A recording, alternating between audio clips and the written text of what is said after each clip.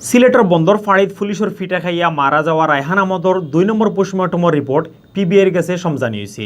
বৃহস্পতিবার মামলার আইও পিবিআইয়ের ইন্সপেক্টর মাইদুল ইসলামর হাতো রিপোর্টটা তুলিয়া দিছেন উসমানী মেডিকেলের ফরেন্সিক বিভাগের ডাক্তার হলে।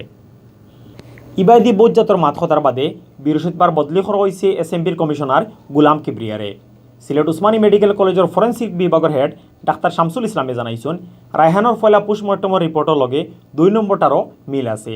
বুত অস্ত্রদি মারার কারণেও রায়হানোর দম গেছে। মামলার আইও পিবিআই সিলেটের ইন্সপেক্টর মাহিদুল ইসলামে কইছেন উসমানী হাসপাতাল থাকি তারা রায়হানোর ২ নম্বর পোস্টমর্টমের রিপোর্ট তারা আতো পাইছেন।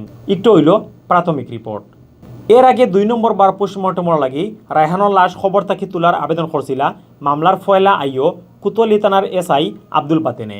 তাই আবেদন করায় রায়হানোর লাশ খবর থাকি তোলার অনুমতি দিছিলা জেলা প্রশাসনে। বাদে রায়হান মার্ডারের মামলা পিবিআইয়ের কাছে যাওয়ায় তদন্তর দায়িত্ব পাইছেন পিবিআই সিলেটের ইন্সপেক্টর মাহিদুল ইসলামে। গেছে ১৫ তারিখ ম্যাজিস্ট্রেটের সামনে রায়হানোর লাশ খবর থাকি তুলিয়া হিরবার পোস্টমর্টম করা হয়। রায়হান আহমদের দ্বিতীয় ময়নাতদন্তের রিপোর্ট আজকে আমরা পিবিআইকে হস্তান্তর করি এবং এই রিপোর্টগুলোর মধ্যে আমরা যেটা প্রথম ময়নাতদন্ত রিপোর্ট আমরা প্রদান করি সেই রিপোর্টের সাথে দ্বিতীয় রিপোর্টের ইনফরমেশনগুলো সামঞ্জস্যপূর্ণ। শরীরে অতিরিক্ত আঘাতের কারণে তার মৃত্যু ঘটে, যেটা বুত অস্ত্রের আঘাত ছিল।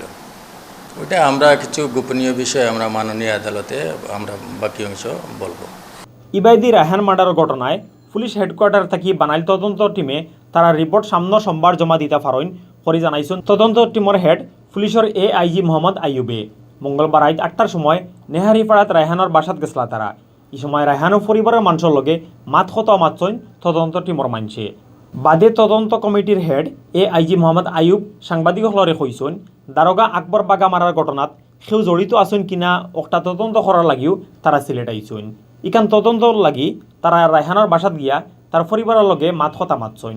ইবাইদি রায়হান মার্ডারের ঘটনার বাদে এসএমপি কমিশনারের অ্যাকশনের ব্যাপারে বহুত জাতর মাত কথা উঠছিল।